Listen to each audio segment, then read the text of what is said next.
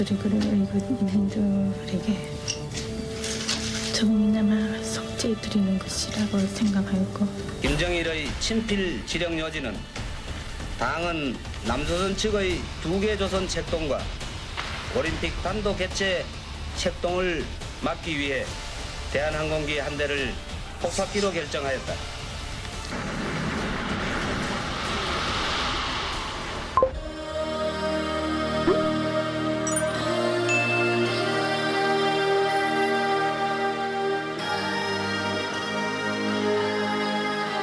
서울은 세계로, 세계는 서울로. 어제 오후 실종된 대한항공 858편 항공기는 결국 버마와 태국 국경 밀림지대에 추락한 것으로 확인돼서 승객과 승무원 115명은 모두 사망한 것 같습니다. 1987년 이날 생생히 기억이 나네요. 공항에 김포공항에 도착했을 때 그때 이제 입에 재갈 물리고 일반적인 재갈이 아니었죠. 맞아요. 그걸 물리고 내려올 때 그게 너무 충격적으로 이미지가 딱 박혀 있어요.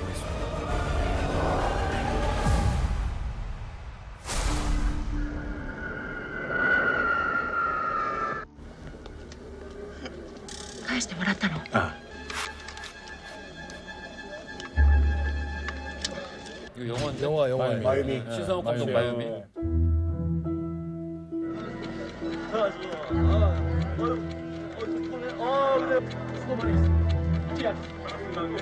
여기 대한민국 맞죠? 네, 맞습니다. 여러분, 우리 1년 내내 술 한 방울도 입에 대지 못했죠? 중동 지역에서 일하던 노동자분들 갖다 주시오. 난 위대교, 난 뻔야.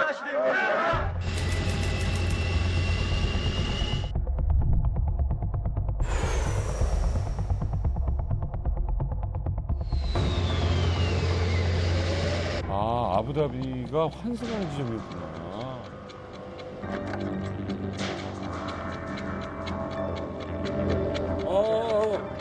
이 사람들이 여기서 내리고. 폭탄은 돋고.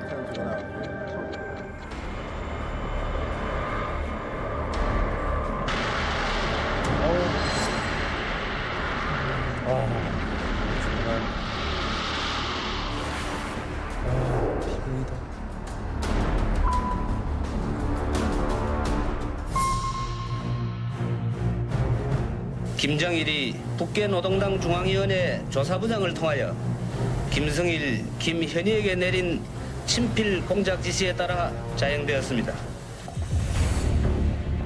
북한의 지령을 받고 평양에서 출발, 바레인에서 체포되기까지. 칼 858기 폭파, 115명의 사망.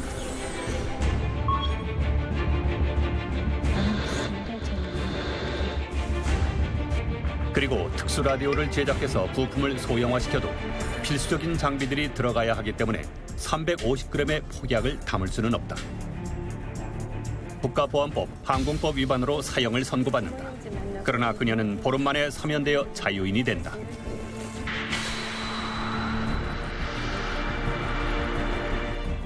희생자 115명의 넋을 달래기 위한 진훈제가 가족들의 슬픔 속에 진행되고 있습니다.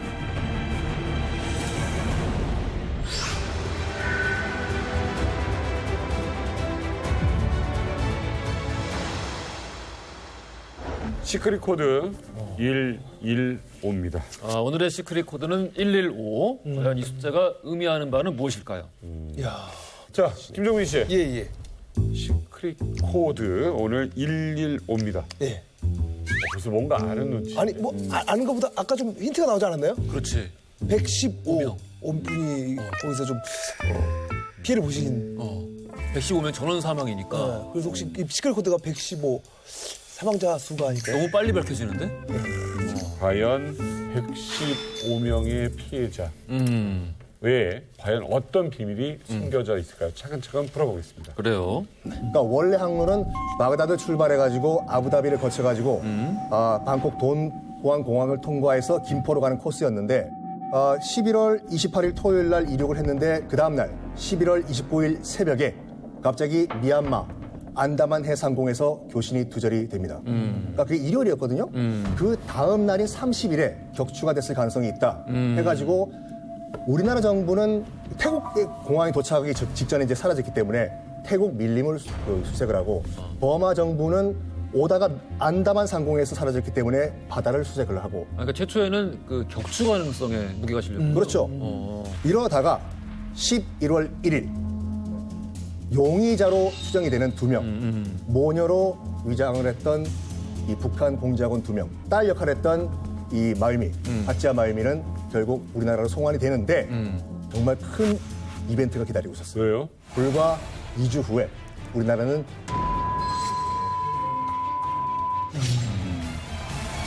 아니 근데 거기 비행기 탄 사람들 아까 그 반응이 뭐예요? 그 누가 탄 거예요 그 안에? 보면은 중동으로 파견 나갔던 당시에 이제 오일머니를 생각을 해서 중동으로 파견 나갔던 한국인들 이제 오랜만에 고국으로 돌아가시는 길이었는데 유저분들이 다 있었어요. 예, 이런 비극을 만난 거죠. 안타깝네요. 태호님은 이 칼기 폭파 사건 언제 어떻게 처음 알게 되셨습니까? 예, 제가 87년도 11월 달 폭파 당시에는 제가 중국에 있었는데 중국에서 유학하고 있었는데 중국 정부가 이걸 대대적으로 보도는 하지는 않았습니다. 그런데 그 유학생 기숙사에 그 북한 유학생들이 한 80명, 나머지 300명은 대부분 다 미국, 일본, 서방에서 온 유학생인데 칼기가 폭파됐다고 막 우리한테 와서 해보니까 야 세상에 당신 내가 이럴 수가 있느냐.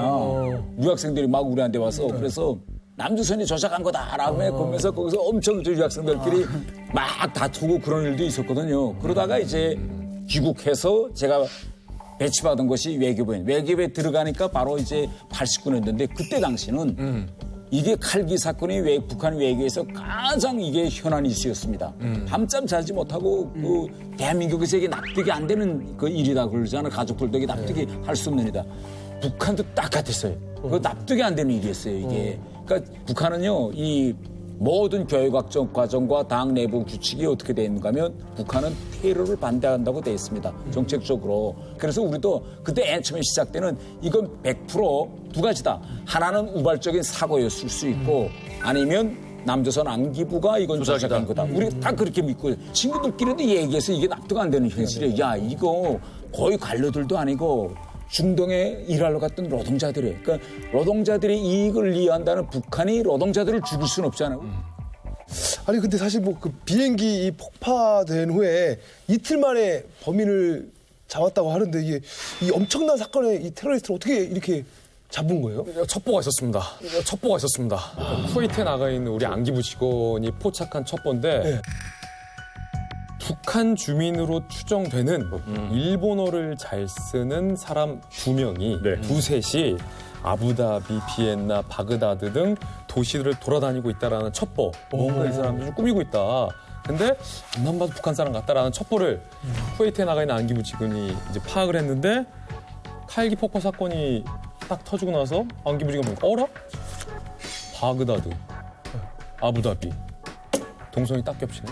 나고 중간에 경유지 아랍에미리트에 있는 한국 대사관에 가서 중간 내린 사람 승객 명단을 달라라고 주회를 해보니까 쿠웨이트에서 얻었던 그 첩보 내용과 정확히 일치해서 용의자를 특정할 수 있었다. 마유미, 김현희는 도대체 어떤 사람이길래 이런 어마어마한 일을 저지르는 테러리스트가 됐을까요? 그녀가 쥐고 있는 비밀의 열쇠는 무엇일까요? 만나보겠습니다.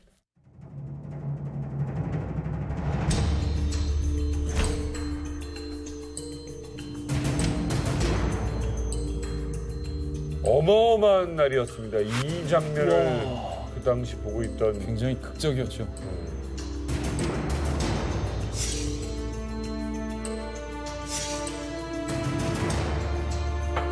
정말 이건 정말 어마어마한 일이었어요. 일본의 공안 당국에서는 마유미가 흑룡강성에서 태어난 후 북한에 가서 특수 공작 조직에 들어갔을 것으로 보고 있다고 전했습니다. 일본 언론도 계속 이렇게. 왜냐하면 폭탄을 건넨 것으로 알려진 사람이 일본인이에요. 아 그래요? 예, 일본인이고 그 사람이 이제 조총련 쪽 사람이냐 민단 쪽 사람이냐는 여전히 논란은 좀 있어요. 중요한 얘기네.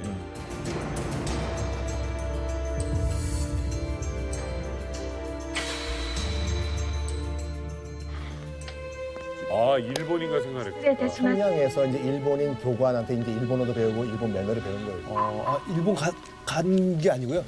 북한이. 일본에서 생활은 안 했어. 바그다드발 아부다비 경유 서울로 가는 남조선 비행기는 위험합니다. 동무들의 출발 일정은 내일 아침 8시 30분으로 조직되었소.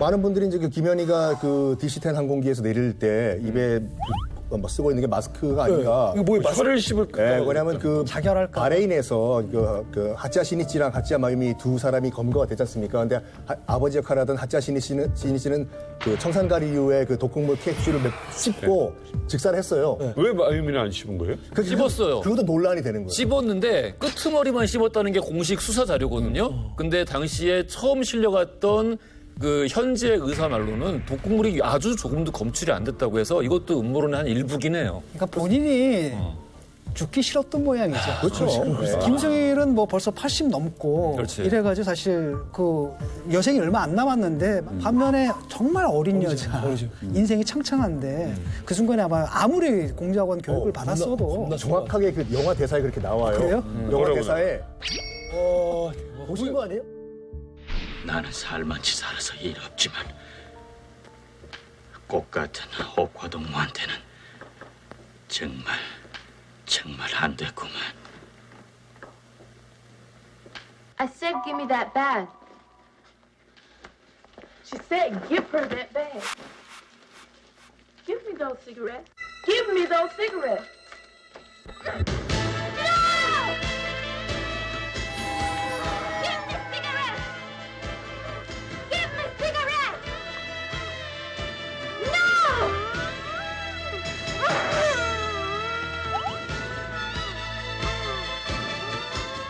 그 한 가지 더 제가 좀 추가한다면 사람이 아무리 평시에 간첩으로 교육받을 때에도 그런 신념을 가지고 있다도 죽기 직전에 가면 특히 나이가 젊으면 젊을수록 흔들릴 수 있다. 흔들릴 수 있다. 그러면 망설여지지. 이 흔들리는 안전장치가 이걸 막는 안전장치가 뭐겠냐? 뭘까요? 이북에 상당히 남아있는 생각해보세요. 가족. 이북에 남아있는 가족. 아니. 사람이 마지막 죽는 순간에는 그것도 별로 도움이 안 돼. 내가 왜 죽어야 되지? 그렇지. 억울함. 아니 내가 정말 죽는단 말이야. 막 사람이 이렇게 될 수 있거든. 강릉 잠수함 사건 생각나세요? 강릉 잠수함 사건. 예. 여러분들 아마 오늘 크게 놀라셨을 겁니다. 20명의 북한 무장 간첩이 오늘 새벽 강릉 앞바다를 통해서 내륙으로 침투했습니다. 이 시각 현재 1명이 생포되고 11명은 자폭한 시체로 발견됐습니다. 그리고 나머지 8명은 지금 군경의 추적을 받고 있습니다.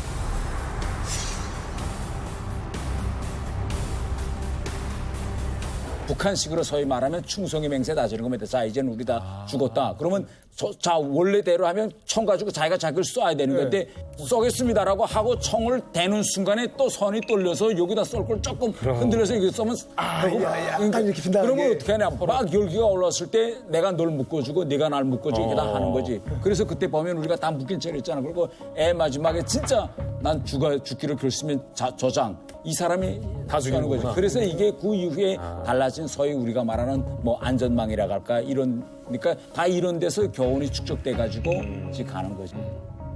김성민 대표, 김현희는 학교는 어디 다녔어요? 김현희 굉장히 엘리트였던 걸로 알고 있거든요. 외국학원. 평양외국어대학교 출신. 아까 태영호 의원님이랑 같은 학교 아니에요? 그러니까 이게 그 김현희 케이스가 좀 특이한데 나는 평양외국학원에 다니면서 김현희를 한 번도 못 봤어요. 왜 못 봤는가 하면 내가 74년도에 평양외국학원에 들어가가지고 76년도에 내가 중국으로 떠났습니다. 두 분이 동갑이시죠? 아니, 나이는 같은데 학년은 나보다 높아요. 그래서 나는 떠나서 현실적으로 같이 평양외국학원에서 같이 진해 겹쳐서 있은 적은 한 번도 없었는데 동기는 아니고 동문이네. 그러다가 김현희가 이제 도중에 이제 남선혁명과 양성에서 뽑혀가서 기억에서 다 사라졌어요. 우리가 그렇잖아. 중학교 다닐 때 뭐 자기 가치도가 없어지는 거 북한 뭐 데려갈 때 뭐 얘 남선혁명가로 키울 거야 하고 공개하고 데려가는 것도 아니고 슬며시 데려가기 때문에 후에 이 칼기 사건이 있은 다음에 부모들이 내려가고 동문들 속에서 그 말이 나오는 거지. 야, 평양외국학원을 졸업하고 그다음에 후에 외교관이 되던 뭐 상중부역을 그런 때는 다 해외 나오니까 해외에 나와서 TV를 통해서 김현희를 계속 보는 거예요. 친구들이. 그러니까 말이 이제 돌아가는 거죠. 이거는 음모론이고 뭐고 북한 동창들이 있는 거잖아요. 그러니까 태용 의원이 혹시 김현희 관련해가지고 이런 얘기 다른 데서도 하신 적 있나요? 오늘 누구도 나한테서 이런 거 물어본 적이 아 진짜? 야 오늘 처음이야 그러면. 물어봤어요. 김현희 동문 현직 의원에게 듣는 이제는 말할 수 있다. 이렇게 되면은 이 돌직구쇼 생방송이 더 날짜가 빠르거든요, 이만. 얘기가 달라져요. 그런 게 어딨어. 예, 얘기가 달라집니다. 자, 근데 김현희 어떻게 해서 자백하게 되고 이 모든 게 그게 밝혀집니까? 김현희가 어떻게 이제 그 북한 공작원이란 걸가 밝혀지냐면은 일단 한국에 이제 압송된 이후부터는 계속 일본말을 써요. 안기부 조사원이 계속해서 뭐 우리말로 물어봐도 이제 일본말로 대답하고 일본말로 대답하고 하다가 딱 이제 그 들통난 게 뭐냐면 여러 가지 버전이 있는데 그중에 제일 재밌는 버전이 뭐냐면 김현희가 이제 평양에서 이제 일본 그 공작원으로 훈련을 받으면서 지켜야 될 여러 가지 그 룰이 있어요. 그중에 하나가 뭐냐면 절대로 오차, 그 보리차를 마신 다음에 각을 하지 말라고. 왜요? 일본인들은 안 하잖아요. 일본에도 하는데 북한 사람만 하는 거지. 그러니까. 근데 그 이제 안기부 취조를 받으면서 그 남산에서 계속 일본말을 쓰잖아요. 그 김현희가. 근데 얼떨결에 밥 다 먹고 난 다음에 오차를 마시고 이러는 거예요. 아니, 진짜로? 실제로. 영화에도 묘사가 됐어요. 솔직히 다 한국 사람이지. 그러니까 거기서 당황을 하는 거예요. 그러니까 그걸 계기로 그러니까 슬슬 신원을 밝히기 시작했다고 하죠. 결정적인 거 또 하나가 있습니다. 그러니까 김현희 씨가 일본에서 살았다라고 주장을 했고 결정적으로 중국인 고아 행세를 했어요. 김현희가 일본말도 잘했고 중국말도 상당히 잘했다고 해요. 그래서 계속 중국어로 신문을 받는 거예요. 그래서 중국어를 잘하는 안기부 직원이 계속 이제 중국어로 묻고 대답을 하는 과중에 이제 계속 물어볼 거 아니에요. 네 연매 열셔스 장성 피저마. 아세요? 아세요? 네 수어도 돼. 그러니까 김현희가 유창하게 중국어로 해서 이제 안심을 준 거죠. 저 사람들이 이제 나를 중국 고아로 믿는구나. 그런데 이 중국어로 계속 묻던 안기부 직원이 옆에 동료한테 우리말로 야, 근데 쟤 자꾸 거짓말을 해. 한마디 하니까 김현희가 그걸 듣고 발끈을 해서 내가 무슨 거짓말을 하냐고를 거짓말로? 중국어로. 중국어로. 중국어로 김현희 씨가 한 거예요. 그래서 결정적으로 그때 우리말을 알아듣는다라는 것을 이제 포착을 할 수 있었다. 김현희 씨가 와서 이제 조사 과정에 얘기했는데 기본 그 비행기 타는 그런 연습 훈련이라든가 이런 게 한 게 이전 유고슬라비아, 그 다음에 비엔나, 지금 오스트리아죠. 이 유럽이 활동 고점으로 이제 돼 있었습니다. 우리가 발표한 자료에는. 그러니까 이 자료가 그때 당시 인터폴에 넘어갔고 인터폴이 오스트리아 경찰하고 이제 조사하고 뭘 하느냐. 오스트리아에 있는 북한 대사관이 이런 기지로 이용되는 거 우리는 이거 받아들일 수 없다. 그래서 외교관 제한 조치를 취합니다. 그러니까 총 인원수에서 7명 내놓고 다 나가. 이렇게 돼서 추방 조치, 이건 추방이거든요. 그러면 나라와 나라들 사이에 이런 추방 조치를 취하면요. 아니 너네 이거 우리가 하지도 않았는 거 이건 남수선하고 미국이 조작한 거야. 그런데 왜 우리 외교관 왜 이거 내쫓는 거야? 싸워야 되잖아요. 그러니까 일단 가서 싸웠어요. 그러니까 오스트리아 측이 뭐라고 이야기하는가 하면 이런 식으로 계속 논전을 벌리면 우리도 할 수 없이 우리가 가지고 조사한 자료를 발표할 수밖에 없다. 오스트리아가 알고 있었구나. 뭐가 있었나? 그러니까 그나마 우리는 중립적인 스탠스를 유지하려고 노력하고 있는데 너희가 우리말 못하고 논전 벌리자는 게 이게 안타깝다. 이게 오스트리아의 입장이에요. 그러니까 그렇게 그런 입장에 왔죠. 그러면 우리는 이건 아니다고 믿었기 때문에 야 그래도 무조건 치고 나가고 하려는데 위에서 지시가 딱 들어오고 가만히 있으라. 가만히 있으라고. 오스트리아하고 이 문제를 가지고 더 이상 얼갈을 하지 말고 조용히 철수하게 된 사람들은 조용히 철수하고 딱 그러니까 우리 같은 사람들은 아니 이걸 가만히 있는다고 그럼 우리 인정하는 건데 이거 우리로서는 대단히 이상해. 그다음에 두 번째 이상한 일이 또 설금설금 또 나오는데 그게 무슨 일인가 하면 김현희 부모님들이 그때 당시 북한으로 말하면 이제 대경제위원회라는 그런 외국과 무역하는 데서 이제 살고 있는 일하고 있었는데 딸이 이번에 이렇게 됐기 때문에 지방으로 추방당했다. 지방으로 추방당했다. 이런 말이 두 번에 들어오는 게 추방당할 이유가 없잖아요. 그러면서 그때 나오는 말이 우리는 간첩이라고 하잖아요. 북한은 간첩이라고 하지 않고 남조선 혁명가라고 합니다. 그러니까 남조선 혁명가로 애 보낼 필요 없어. 아니 데려갈 때는 당에서 다 책임지겠다고 하더니 뭐 일이 터지니까 책임을 안 지고 부모한테 따지네. 이거잖아. 부모가 부모한테 무슨 책임이 있어. 그러면서 이제 그런 말이 돌면서 그때부터 이제 북한의 소위 그 잘 나가는 엘리트층에서는 자녀들을 거기다가 이제 보내지 않으려는 이런 이제 움직임. 북한은 지금 인정하지 않잖아요. 그러니까 이게 북한은 공식적으로는 인정하지 않지만 김영애 족적이 다 있는데도 칼기 사건은 북한에서는 이미 다 덮어진 사건입니다. 이거. 그냥 북한은 이걸 다시 뭐 우리가 안 했다 뭐 이런 걸 절대 안 하잖아요. 지금 이미 이 사건은 덮어진 사건이고 후에 북한에서 이제 간첩 지령을 받고 한국으로 내려왔다가 뭐 잡히기도 하고 징역도 살고 해서 이제는 자연인이 되신 분들이 많아요. 실질적으로. 내가 한 분을 찾아가서 물어봤어요. 이거 솔직히 나도 이거 북한 외교부에 있을 때 진짜 납득이 안 되는 일이었는데 결국은 여기까지 왔다. 당신은 거기서 있었잖아. 이거 맞느냐 이거 좀 한번 진실을 얘기해달라. 이제는 말할 수 있다. 이런 거 있잖아요. 뭐랍니까?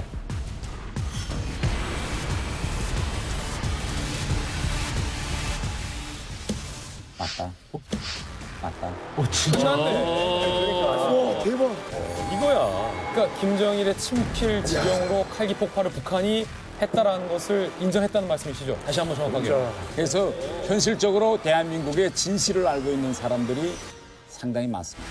야, 진짜 역사적인 진짜 역사를 들은 것 같아요. 이제 진짜 역사가 막 항상 막 상상으로만 했을 것이다, 막 안 했을 거 이랬는데 진짜를 들은 것 같아.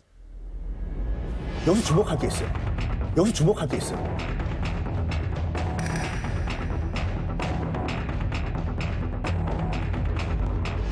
일단은 그 테러 당시에 사용됐던 그 무기가 무엇이었나? 폭탄이. 뭐 아부다비 내릴 때 두고 내린 거. 두고 내린 거.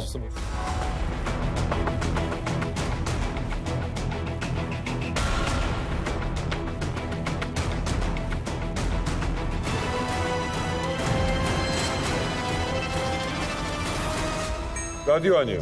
트랜지스터 라디오인데, 그러니까 그 당시 이제 실제로 쓰였던 것은 일제 P사 파나소닉.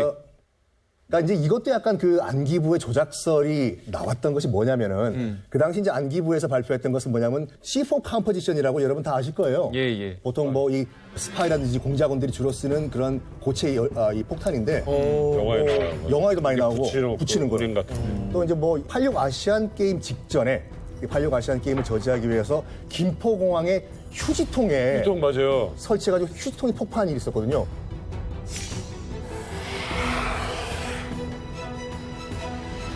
그날 이후에 우리나라 휴지통은 다 비닐로 바뀌게 그렇죠. 됐어요. 진짜로요? 그것도 이제 CR4 컴포지션이 있는데 여기 350g이 들어갔다고 처음에 안기부가 발표를 했어요. 근데 하치아 시니치가 이제 바그다드 공항에서 뭐라고 얘기했냐면은 여기 이제 그 배터리 건전지를 가지고 이제 거기 비행기를 못 하니까 맞아요. 작동을 시켰대요. I'm sorry, I don't stand, but there's no better law in the book. What are you saying? Do you think we are criminals? Look, we just live. Okay, go. 근데 문제는 뭐냐면 건전지가 들어가면은 여기에 CR4 컴포지션이 350g이 못 들어가요. 들어간다. 진짜 이게 빈 공간이 요만큼 남는 거예요. 그러니까 당시에 음모론의 제일 중요한 부분이 지금 과연 요만큼 C 포지션을 들어 넣었을 때 이걸 비행기를 폭발할 만큼의 위력이 물리적으로 나올 수가 없다.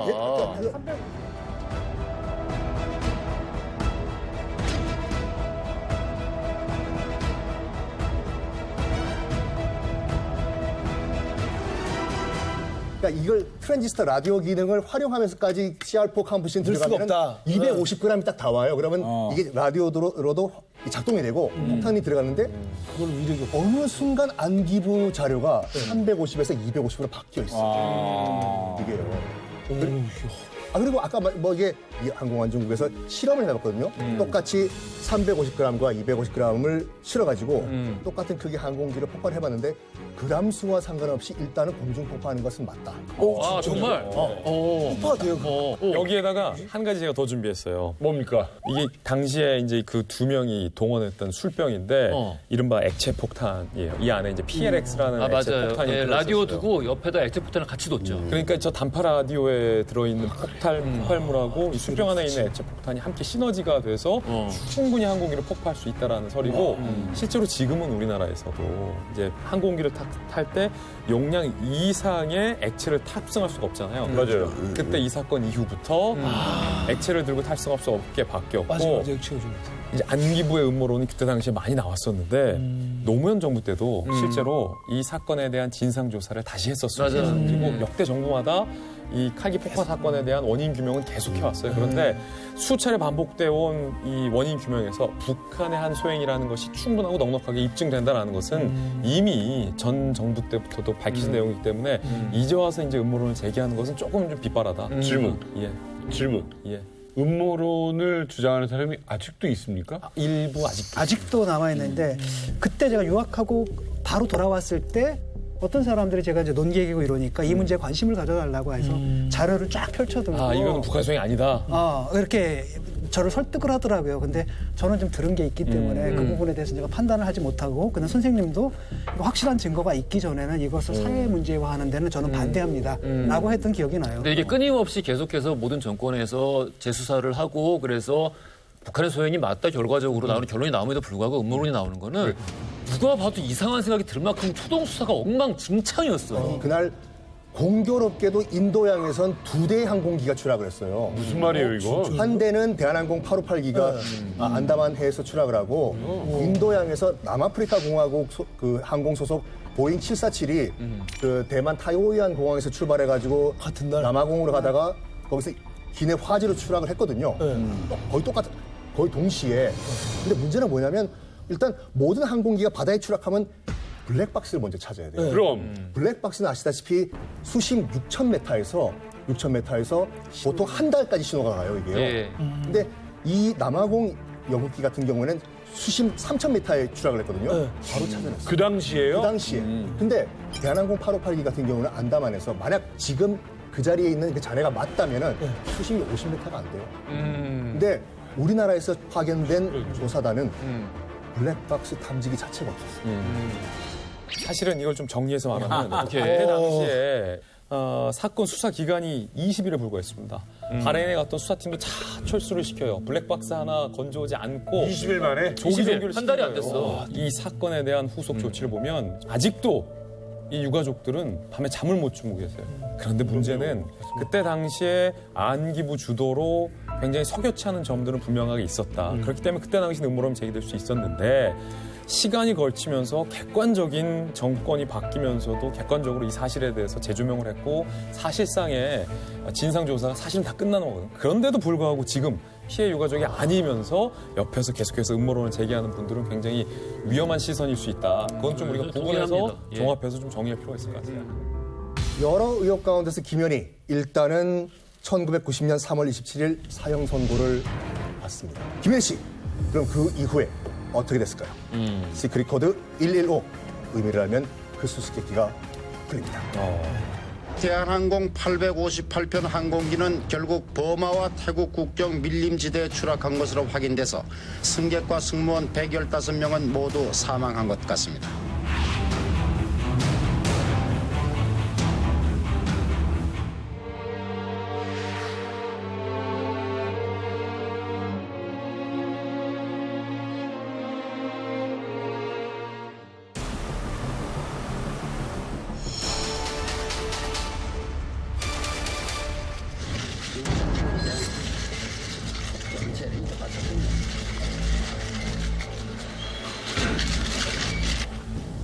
친애하는 지도자 동지 권위와 위치를 보장하기 위하여서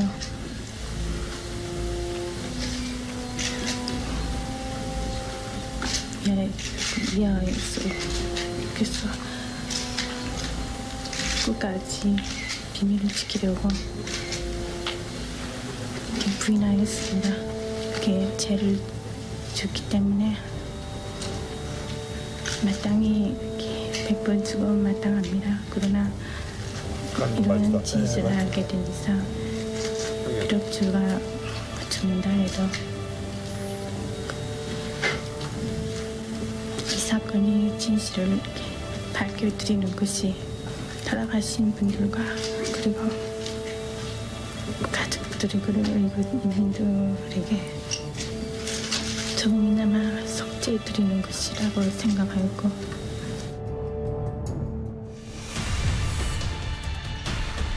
김정일의 친필 지령 여지는 당은 남조선 측의 2개 조선 책동과 올림픽 단독 개최 책동을 막기 위해 대한항공기 한 대를 폭파기로 결정하였다.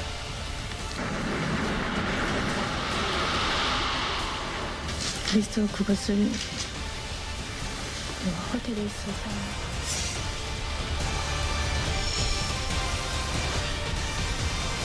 시크릿코드 1.2로 그 사망자 수 115분의 희생이 있었는데 하필이면 또 이게 1월 15일에 이런 기자회견을 하게 됩니다. 그래요. 자, 이제 VCR을 보셨는데요.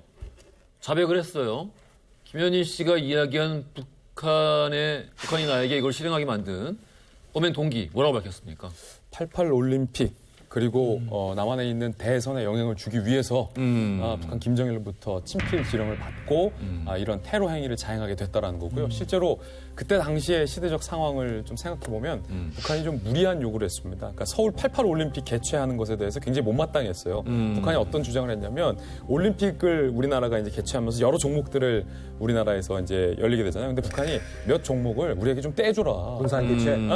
라고 끊임없이 이제 요구를 했는데 그게 이제 국제사회에서 말도 안 된다라는 주장으로 일축이 되면서 북한이 굉장히 화가 났다고 해요. 특히 여러 이제 취재를 통해서 보면 특히나 김정일이 이 올림픽에 있어서의 분산 개최를 가져오지 못한 것에 대해서 굉장히 좀 많이 분노를 했다. 아니 의원님, 근데 북한은 왜 그렇게 이 올림픽에 큰 의미를 둔 거예요? 그 가장 중요하게는 그때 당시 소련이죠. 소련과 중국 때문에 이제 그렇습니다.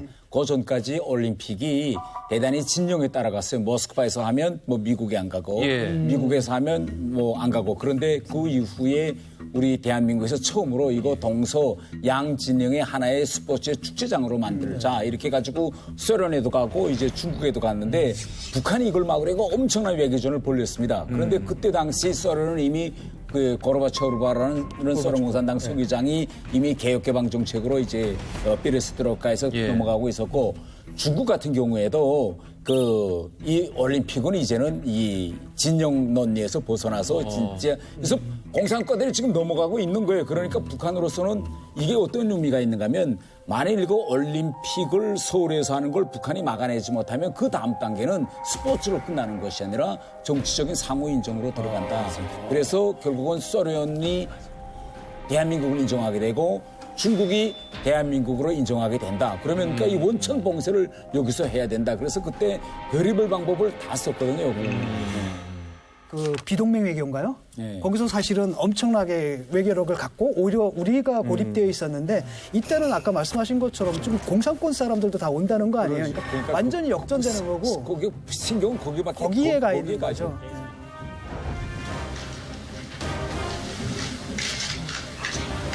그 비밀주머니를 북한을 테러 국가로 규정한 레이건 행정부는 외교관 접촉 불허와 북한 사람의 미국 입국 제한 등 3가지 제재 조치를 취했습니다. The Secretary has designated North Korea as a state sponsor of terrorism under Section 6J of the Export Administration Act and has so notified the Secretary of Commerce. 프랑스의 텔레비전과 라디오 방송들은 대한항공기 폭파 사건이 북한 김정일의 사주에 의한 북한 공작원의 소행인 것으로 밝혀졌다고 일제히 보도했습니다. North Korea have sabotaged the car, and this kind of the terrorist behavior should be condemned by the name of the peace loved mankind. 김정일 후회하고 있지 않을까요? 이걸 자기가 저거 한 거에 대해서.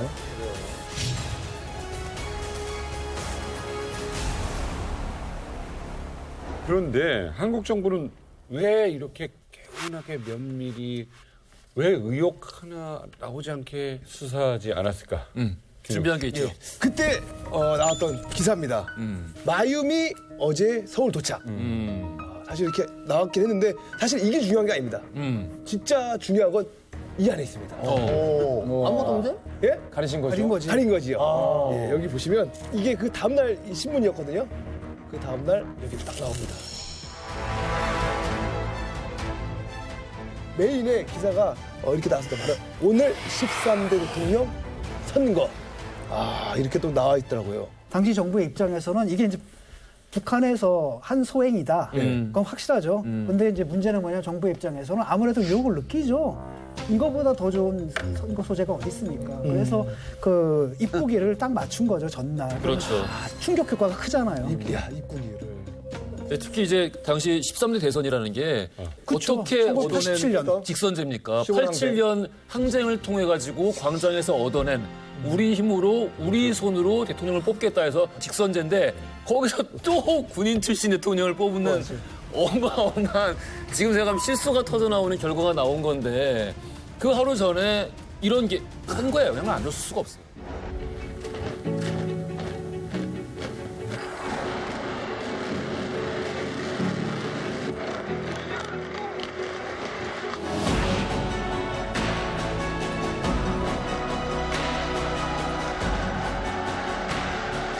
16년 만에 대통령을 직접 뽑게 된 국민들이 크게 호응을 보임에 따라서 유세장은 갈수록 그 열기가 뜨겁기만 합니다.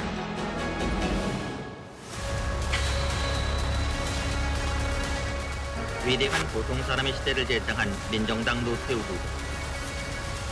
그러니까 정권이나 안기부 쪽에서도 미리 계산이 선 거죠. 저런 외모를 가진 그리고 이런 사건의 배경인 사람을 대선 직전에 사람들 앞에 내세워서 스포트라이트를 비추면은 이거는 선거에 엄청난 영향을 줄 수밖에 없다. 이건 내일이 대선 날이었어요? 그러니까 바로 다음 날이었어요. 제가 정확하게 말씀드릴게요. 잘 짚으셨고 무지개 공작이라고 있습니다. 무지개 공작. 이게 그때 당시 이제 안기부 문건이에요. 무지개 공작. 진짜 문건. 예. 그래서 무지개 공작. 이게 사실은 음모론과 연결되면 안 돼요. 다시 한번 정확하게 정리하자면 음모론과 별개입니다. 북한의 소행으로 인해서 칼기 테러가 자행이 됐고 우리 정부도 이건 북한의 소행이라는 합리적인 근거를 판단하고 있었던 상황이에요. 그런데 하필 우리 정부가 나쁜 유혹에 우리 안기부가 나쁜 유혹에 손을 댄 거죠. 이걸 쓰자. 대선에 쓰자. 직선제에서 이 문민 정부가 탄생하지 못하게 노태우 대통령의 당선을 돕기 위해서 이거를 대선의 소재로 쓰자. 라고 해서 지금 이 무지개 공작 문건에도 보면 북괴가 사건 배후에 게재된 것으로 추정된다는 조사 진행 중간 발표를 해야 한다. 대대적으로 보도를 해야 된다라는 것은 뭐 국민의 알 권리 차원에서 당연히 이렇게 돼야 되는데 문제의 표현은 안보 의식과 대북 경각심을 고취함으로써 가능한 대선 사업 환경을 유리하게 조성하자. 라는 작전 취지의 내용이 지금 들어가 있는 거예요. 질문 하나 합시다. 그럼 북한은 김대중 정부가 출범하는 거를 원치 않았던 겁니까? 시기적으로 이런 시기에 이런 일을 저지르면 어디가 유리할 거 뻔히 계산이 서는데? 북한의 목적은 사실 대선에 있는 게 아니라 올림픽에 있는 거죠. 자기들의 입장에서는. 왜냐하면은 그 88 올림픽 전후에 한국의 그 위상이 달라져요. 그러니까 그전에는 외국에 나가면 한국을 몰랐는데 88 올림픽에서 우리 사는 모습을 보고 잘 사네? 아니 그러면 잘 사네. 그 다음에 88년 4월도 있고 5월도 있고 그걸 대선 앞두고 재미를 봤잖아요. 그래서 그 다음에 나온 게 이제 또 그 다음에 이회창 후보 나왔을 때 북한에다 돈 주고 총 좀 쏴달라고. 미사일 좀 쏴달라. 판문점에서 총 좀 쏴달라고. 이건 싫어하는 거예요? 그게 이제 북풍 공작이죠. 북풍 공작. 네, 이게 그 남북 관계에서 대단히 큰 딜레마입니다. 후에 그래서 선거 이겼어요. 선거 이기면 뭐 노태우 정부라도 이 사건을 끝까지 밝혀서 이 수사 자료를 발표하면 발표할수록 국민의 이제 반북 감정은 올라갈 겁니다. 그런데 역대 정권은 그게 아니에요. 역대 정권의 모든 대통령의 관심사는 뭐냐? 바로 남북 정상회담입니다. 그러면 정권을 딱 대통령이 들어와서 청와대에 들어가는 순간에 대통령이 제일 먼저 생각하는 건 뭐냐면 어떻게 정상회담을 내가 좀 해볼까? 그러니 그다음부터는 어떻게 돼요? 정상회담 하기 위해서는 물밑 접촉을 해야 되고 물밑 접촉에서는 이런 사건들을 어떻게 짚고 넘어가느냐? 남과 북이 이제 그거 토의하게 되는데 북한이 딱 말하는 건 겁니다. 각오를 덮고 미래를 향하여 나갑시다. 딱 이 한마디에 북한 언제나 모든 건. 맞네요. 이 한마디에 우리 역대 모든 정부 같이 이거 뭐 보수든 지보든 관계없이 과거를 덮고 미래를 향하여 나갑시다. 이게 북한의 모든 사건의 유일 매뉴얼입니다. 그러면 우리 새로 올라간 노태우 정부는 어떡할까요? 거기에 응할 거야? 아니면 아니 이거 끝까지 파헤칠 거야? 당연히 과거를 덮고 미래를 향해. 왜? 그래야 정상회담이 되는 거예요. 맞아요. 보수든 진보든 간에 대통령이 되면은 일단은 남북관계 안정적 관리, 그다음에 거기서 뭔가 성과를 내고 싶은 그렇죠. 정상회담 남북 이산가족 상봉. 그렇죠. 그러니까 여기에 이제 약간 의구심에 기름을 붓는 또 일이 있었는데 김현희가 사형 선고를 받아요. 네. 그러니까 1, 2, 3심 다 거친 다음에 3년 후인 1990년도에 확정 판결을 받는데 불과 16일 후에 방금 말씀하신 것처럼 노태우 대통령이 사면을 해줍니다. 겨우 16일. 16일 걸렸어요. 16일. 겨우 16일. 예. 아니 근데 그때는 사면되는 게 이미 기정사실화돼 맞아요. 있었던 처음부터. 것 예. 네, 제 기억은 그랬어요. 예, 그리고 그때 이제 유명했던 문구가 유행했어요, 이 말. 살아있는 증거로 쓰겠다. 맞아요. 살아있는 죽이지 않는 증거. 이유가 살아있는 대박이다. 증거로 쓰겠다.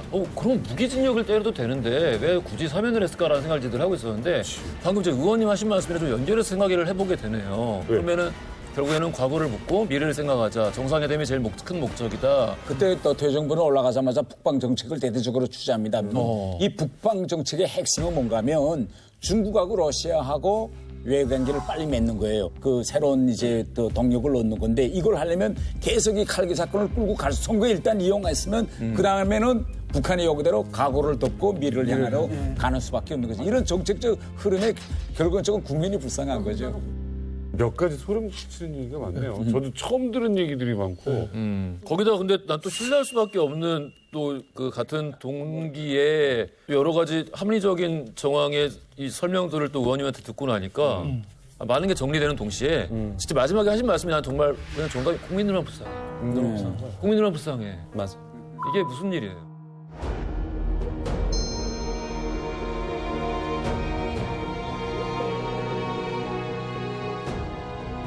아직도 내 안에는 그 자식이 살아있는 것만 같습니다. 이 망망 참 이 하늘에서 어찌 그러한 테러를 저지를 수 있었는지 도저히 지금까지 이해가 되질 않습니다.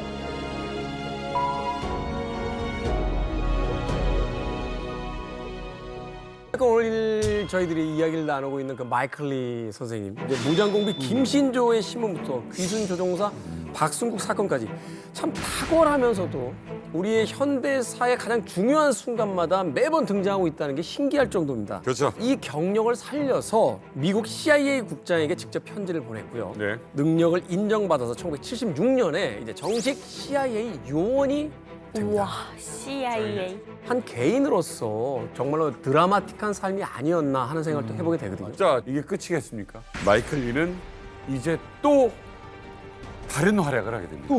예. 대한민국은 물론 전 세계에 충격을 준 사건 1987년 칼기 폭파 그때로 돌아가 봅니다.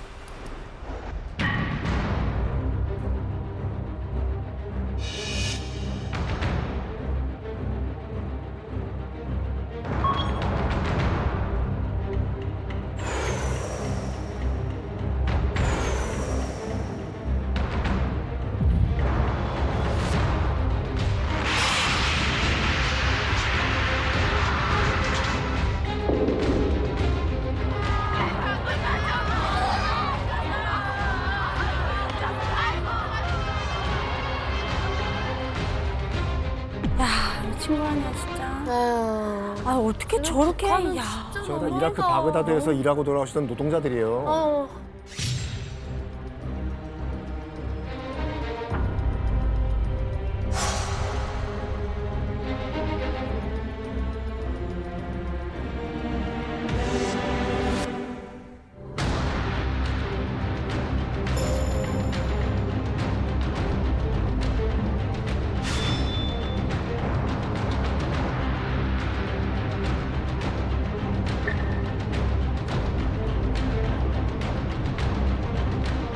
그게 죄를 졌기 때문에 마땅히 100벌 죽음 마땅합니다. 그러나 이런 진실을 알게 된 이상 비록 죄가 죽는다 해도 이 사건의 진실을 밝혀드리는 것이 돌아가신 분들과 그리고 가족들이 그리고 이분들에게 조금이나마 속죄해드리는 것이라고 생각하고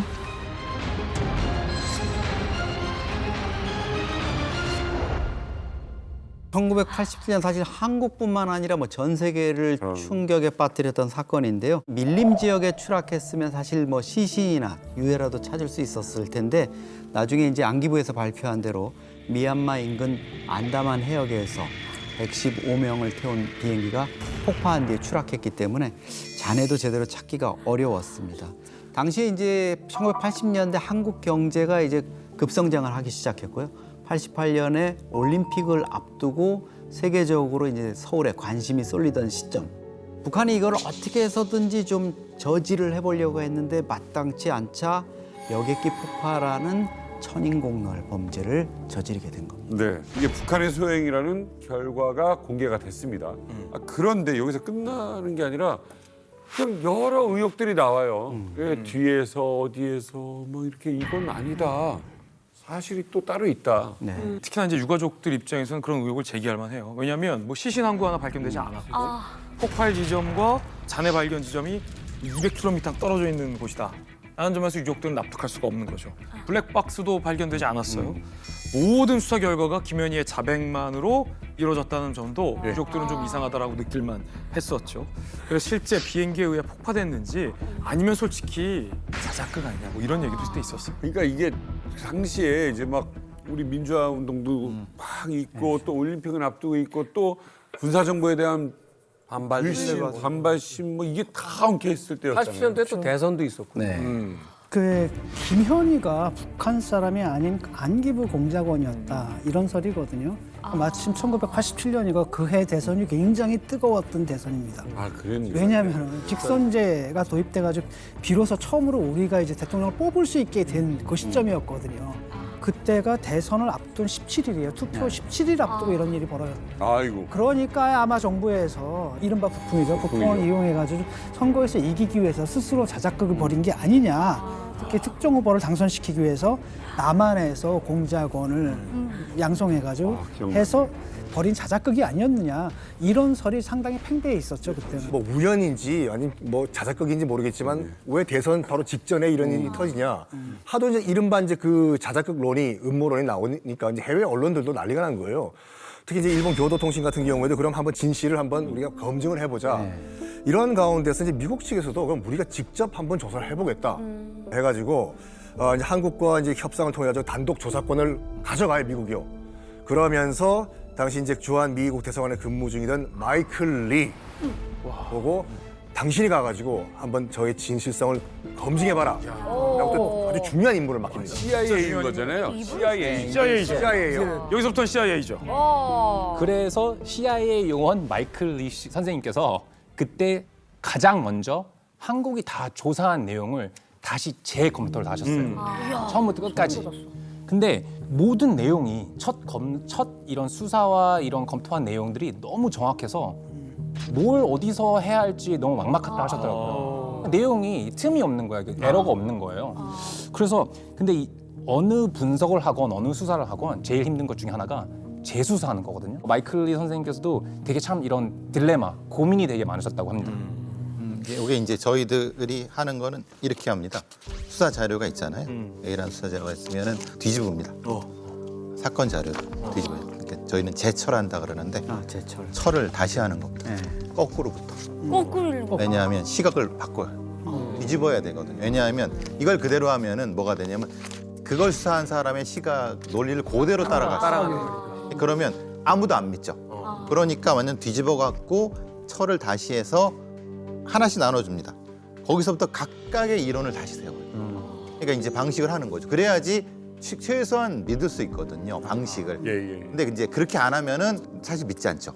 그런 부분이 있어. 마이클 리가 생각해낸 이 새로운 어떤 시각의 방식은 아주 흥미롭습니다. 김현희는 본인 스스로 북한 공작원이고 자신이 테러를 했다라고 했는데 이걸 믿지 않으니까 이제 이것만 밝혀내면 된다. 근데 사실 이게 쉽지는 않거든요. 왜냐하면 거짓말을 밝혀내는 것보다 진실을 증명하는 것이 훨씬 더 어렵기 때문인데 자 그렇다면 마이클 리는 이걸 어떻게 밝혀냈는지 직접 확인해 보시죠.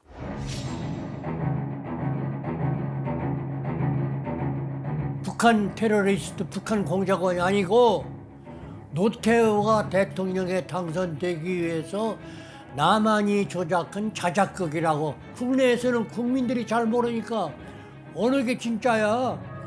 김현희는 북한 테러리스트야. 남한의 조작이야. 뭐야. 여기가 국민들이 혼란에 빠져 있는 거야. 그래가지고 미국 조사를 시작했어. 그런데 미국 측 신문관이 내가 된 거예요.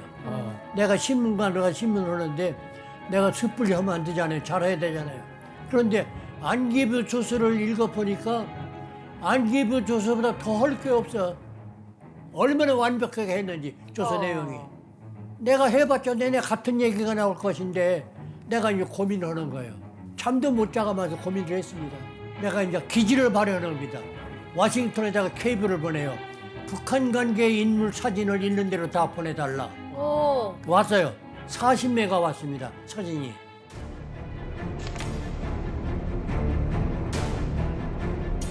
CIA 본부가 보낸 사진 난 하나도 몰라. 어떻게 알아? 알 수. 한국 사람도 몰라. 전부 뒤에는 번호만 있어. 1번, 2번, 3번 이름도 없어. 김현희를 모르는 사람이요.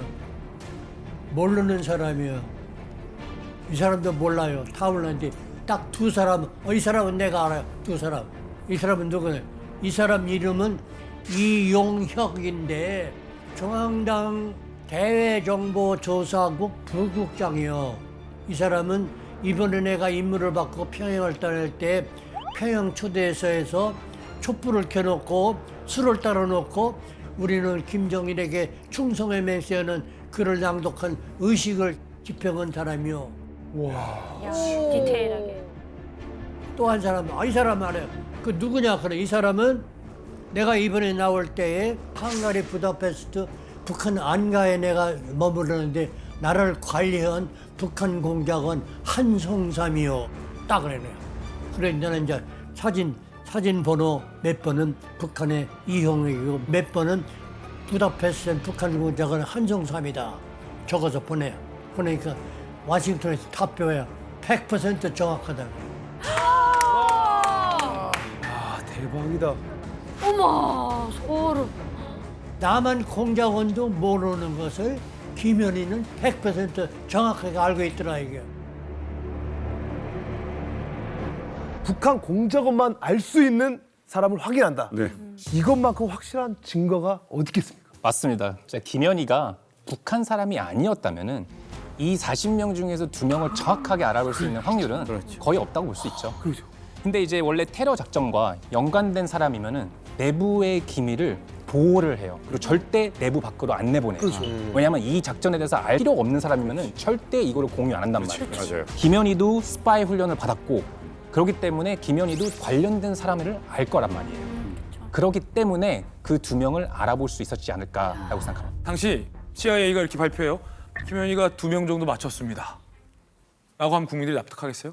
그것 말고 또 다른 증거가 필요했던 거예요. 그렇죠. 그래서 마이클 리 선생님이 또 다른 증거를 획득하기 시작합니다. 김현희에게 결정적인 추가 증거를 확보해냅니다.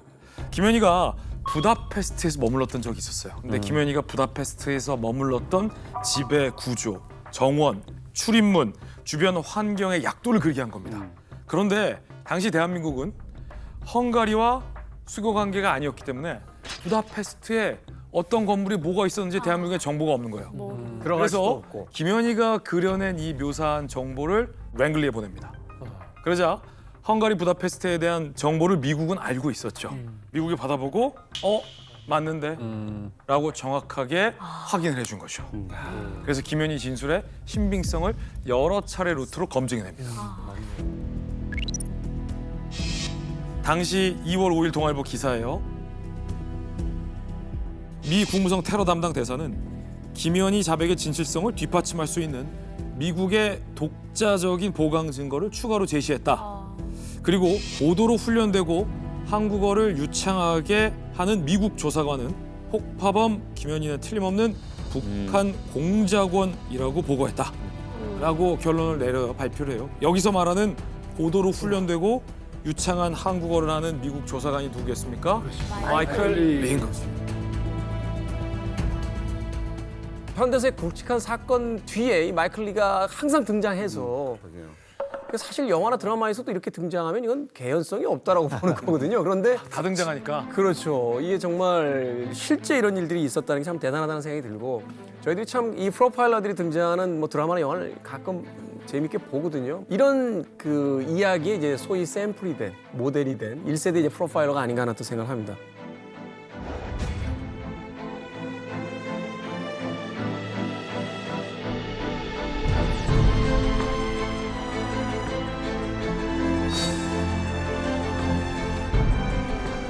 세월이 많이 흘렀어요.